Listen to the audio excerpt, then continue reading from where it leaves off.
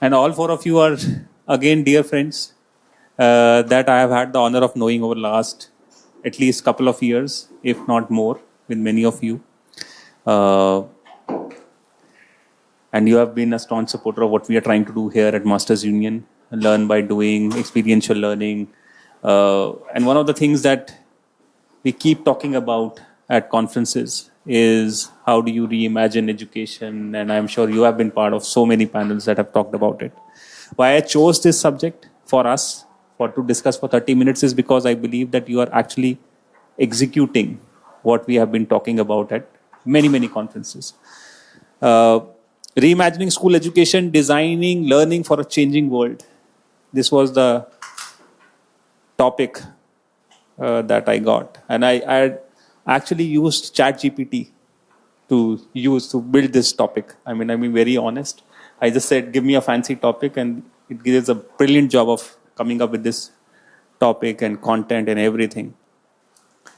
But I want to start with Kunal. We had that honor of having that podcast and your own journey of setting up Kunskapsskolan schools, and what a journey of bringing in a Swedish education group to India that was trying to enter India for many years and then gave up, and then they met you because you saw an ad in London in a paper, and then you reached out to them over cold email, and that journey. And then bringing them here to India to set up schools in Gurugram and starting with a very innovative pedagogy, which is not usual.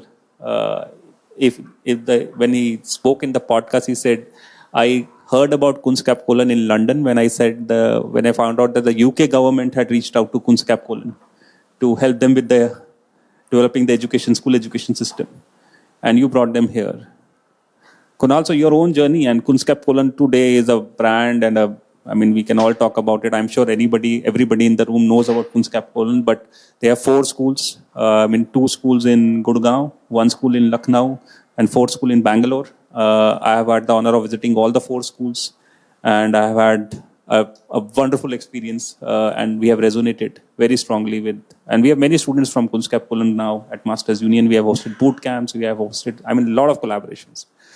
So, not a better person I could have found to start this conversation with, Kunal. Your 2 cents on what is it that it takes to reimagine school education and your journey with Kunskapsskolan.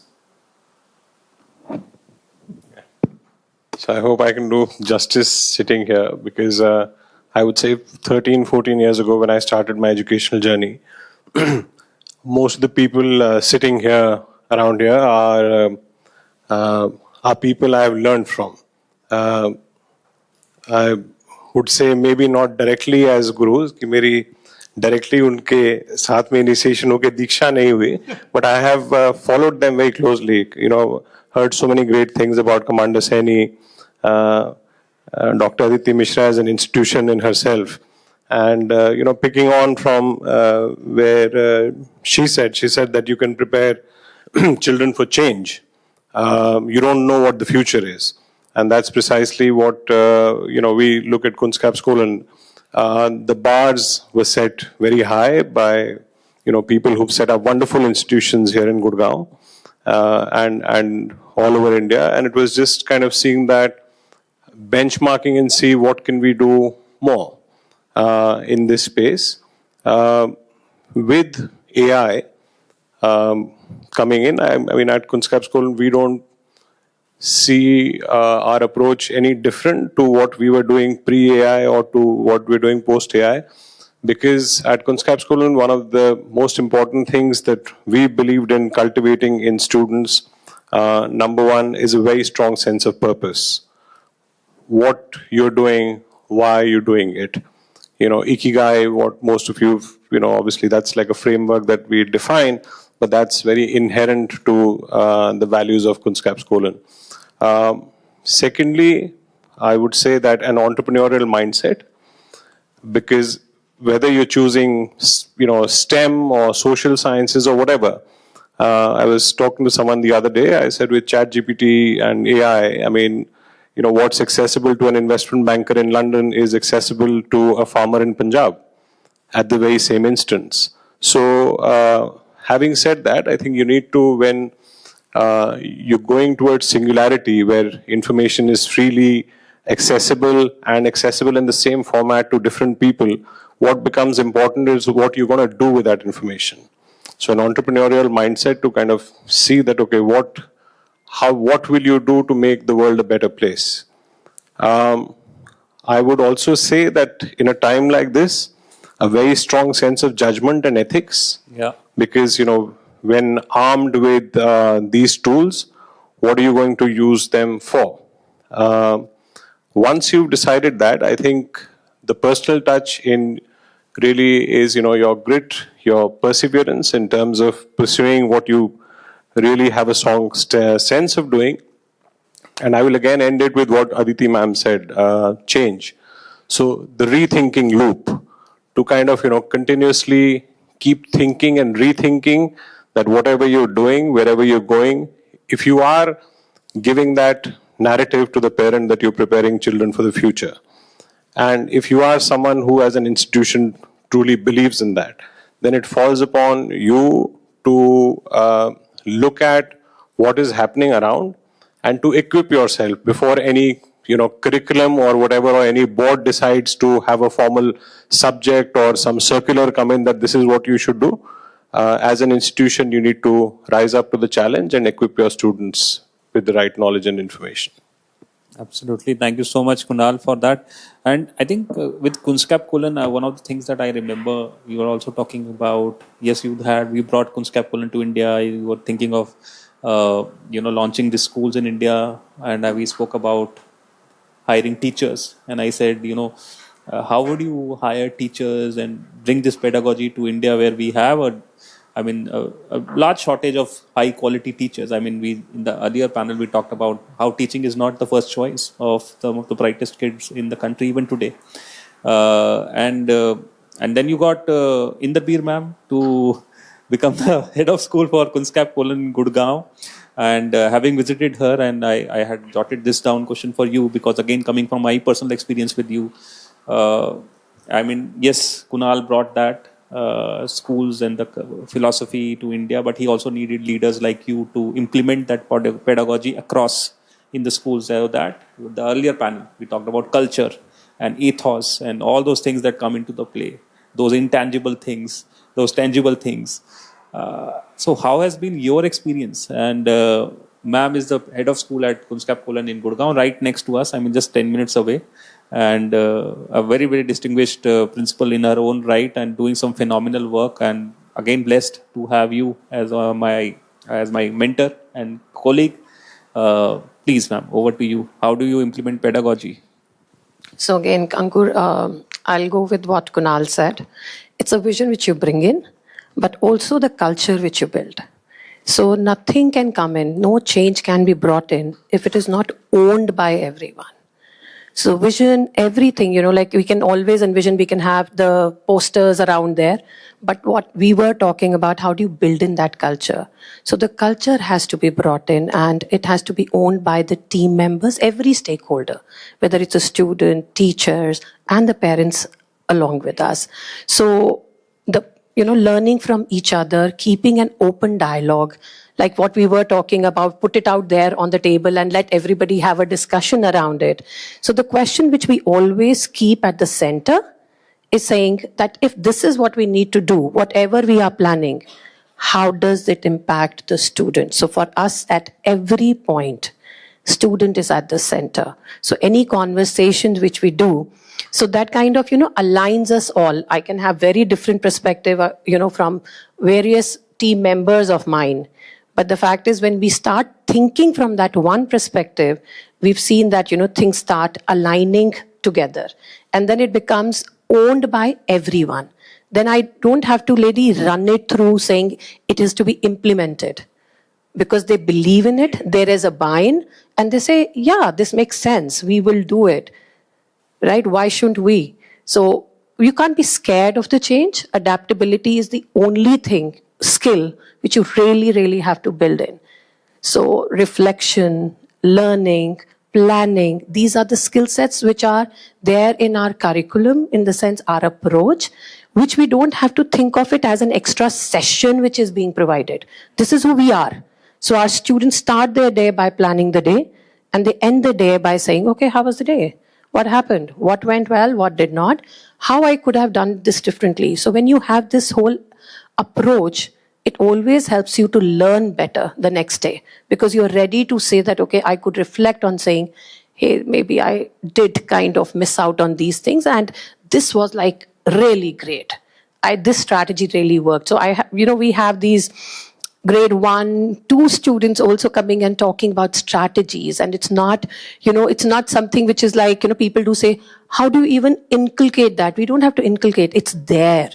It's in their DNA is what we were talking about. It's there in the genes. And we all start working together along with it. And similarly, we feel transparency is another thing which we have really maintained. And with the parents also, that's another stakeholder, we really need to work closely with. So who we are very transparent. And if I were to really talk about, Kunal believes in disrupting certain things. And I think he brought in a disruption in the education system when he brought in this. So he always, when we talk, even with him, the conversations are always about keep the transparency, have an open dialogue, explain. And that's why when we meet our parents, it's like, who we are, you have to know. Come explore, talk, understand, ask questions. And the feedback, and it's not just the feedback, it's always a feedback, and the feed forward is what we work on.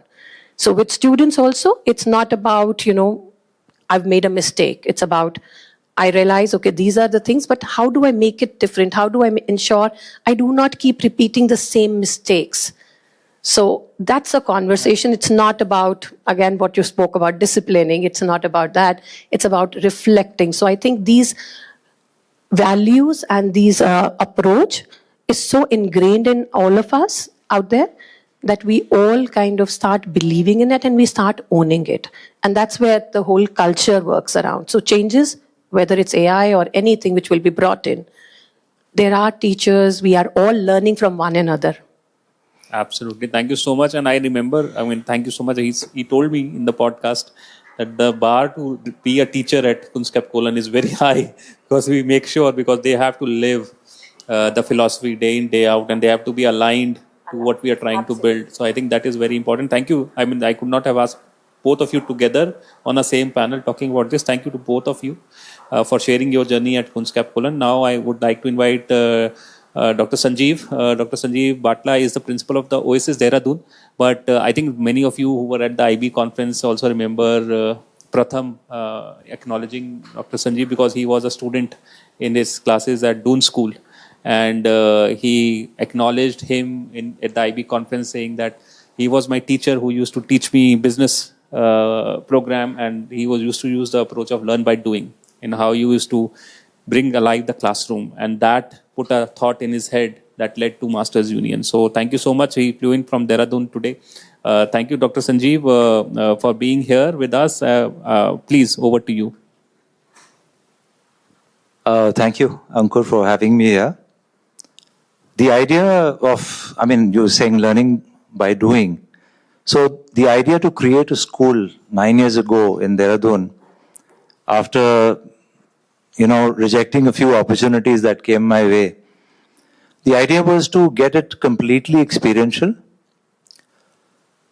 and create studios rather than classrooms, where children can actually, now every year we create a new studio. So we've got about 6, 7, 8, maybe 9 studios now, where children they're not learning in the classroom only, but they are learning not age-based classrooms, but they're learning at a cross curriculum.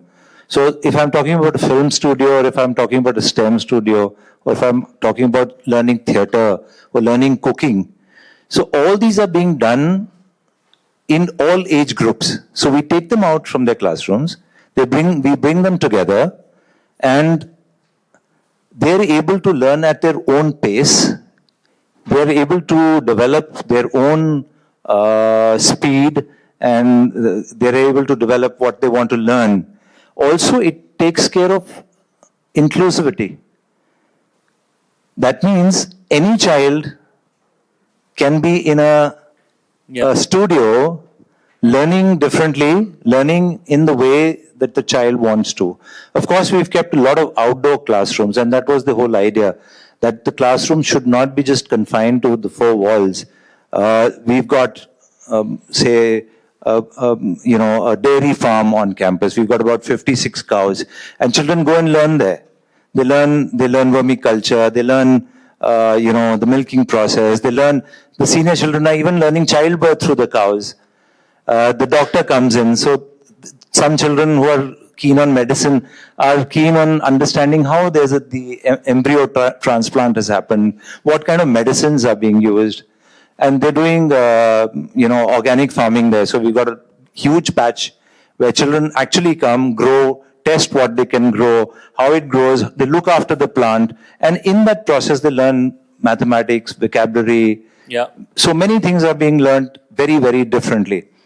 And by the way, I visited your school. I mean, yes, you've come to our school. Yes, location just by the river. Absolutely, the mountains and the river itself is a study. So they are doing. There's a subject we've opened up for children, which is river studies, and they're actually learning what the river is made of, how does it meander, climate change, what happens, and they're mapping it every year. That how it works, how much water, when does it flood. Is construction a problem? What is the source of that river? If the government is building a dam. We also have programs, experiential programs. See, I know for sure that within a few years, maybe 3 or 4 years, class 11 and 12 will not come to school. They're anyway bunking classes. Yeah. I don't want them to sit for 7-8 hours on the campus. There's really no point.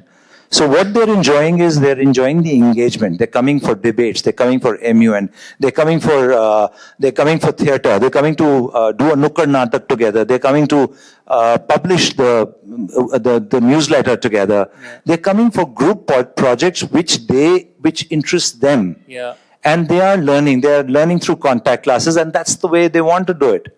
So what the universities should do is, I think that the universities should start stepping into school for class 11 and 12 and start, there should be a seamless kind of a transition between class 11 and 12 and the universities, which also kind of brings the industry together. Yeah, so I mean, I love to, also to harp on this point of how schools in 11th and 12th may change, and we keep on reading about how universities are going to die out and will not last, and I've been reading this for last a decade at least, that universities are over. I mean, Elon Musk is hiring people without a university degree, but I say Masters Union was built in last 5 years and it's thriving, and we are, as I just shared, Swati was sharing, we from 140 students to 500 students in in 3 years. So that means universities that adapt to this change, and what you mentioned, sir, even the schools that adapt to this new world that we are entering have to move on with times, and that has happened at the Oasis School in Dehradun. Yeah, it's a good attempt right now. And I had put a pointer about how do you measure a successful school? What are the outcomes? Generally, in our country, the outcome is IIT admissions and IIM medical admissions. And I know for you are a very different approach on what is a successful school look like. See, when you go for for an interview, nobody's asking you for your marks. Yeah. They are asking you, what value can you give to the organization? Yeah. What have you become? And that's what. So that's the idea. That's what we are seeing in Masters Union, by the way. We run a lot of boot camps for grade 8, 9, 10, 11, 12 kids. And when they walk in, even grade 8 and 9 and 10 kids are now wanting to learn what they find relevant and how they can build a community around them in the subject areas that they feel passionate about. And you are absolutely right. They will come to school only for those kind of things. Launching a newsletter or playing music or together or theater. Those kind of things, sports. And then education will become and has to evolve to that. And there's 100% attendance when there's a basketball match or, Absolutely. Thank you so much. I want to also move on to our final speaker here, Helen. Helen, I got to know recently. I followed her on LinkedIn for quite a bit, and I resonated with what she was posting. She represents King's College in Rohtak. She is the principal there. I mean, one of the things that I can't get over is that she started her career in Eritrea, in Africa, having traveled to 18 plus countries in Africa. I know how hard, even for me, was it to reach Eritrea. I couldn't reach. And then she has worked in 12 countries. I mean, 6, 7 in Asia, from Mongolia to China to, I mean, all over the world. And then she lands up in India for last 1 year. She has been heading King's College in Rohtak. So, Helen, and you have such a vast experience of so many countries, so many cultures, building schools, and then coming to India. And then I thought, I mean, how would you take this question of, I mean, reimagining school education? I think I had also given a pointer to you. We can come to that pointer. I mean, I had written drawing on King's College ethos. How do you strike balance between academic excellence and developing the curiosity, resilience, and character that students will need in a rapidly changing world? I think all three of us, all three other delegates spoke about that. If you want to share your thoughts. Thank you. It's really lovely to be here. Thank you so much for the invite. The trouble with being the fourth speaker is that this lovely panel have already said so many wonderful things and wonderful points. I think for me, there is a change. It's coming, and we have to accept that. So we need to look back, as people have said before, about what the child needs, child-centered learning. And I don't think it will ever change. Children need to feel safe. They need to feel valued, and they also need to be given opportunities. And I think those things in themselves will not change. And the other thing that I loved about the IB when I was working with the IB system, in the learner profile, they have one profile that is possibly the hardest, and that's risk-taking. And I think actually as educators, we need to start taking risks, and we need to not be afraid of the future. And I think also what's been mentioned already today is that we need to start listening to the students and to the learners, and they will actually lead the way. And we mustn't be frightened of that, and we mustn't hold them back. I think if we look at education, it hasn't changed that much, but it has to now. We're being forced to change, and we need to listen to that change. We need to not be afraid of that change. And I really do believe, after being here in India for only 1 year, having all these amazing conferences, meeting all these amazing educators, that India is ready for the revolution in education. I think it's not afraid of it, and I think it really is marching forward with full force, embracing what's about to come, and I'm really excited to be here and be part of that journey as well. Thank you so much, Helen, for being here and contributing to this country and education system that we are building here. And I absolutely echo what you're saying. I mean, last few years, I mean, I've worked in this space for 15 years now in education per se, and good things are happening. I always say education is like a dinosaur. It takes time for institutions to evolve because we are so engrossed in our legacy, that this is the way it was done 20 years back. We should continue doing this. And sometimes institutions become, they are straitjacketed because of their own legacies. Let's put it this way. Because of that, this is the way this used to work. It has to work like this. That institutional legacy sometimes becomes an albatross around those institutions' neck. And that's why it becomes so difficult for us to change the ship. But thank you so much.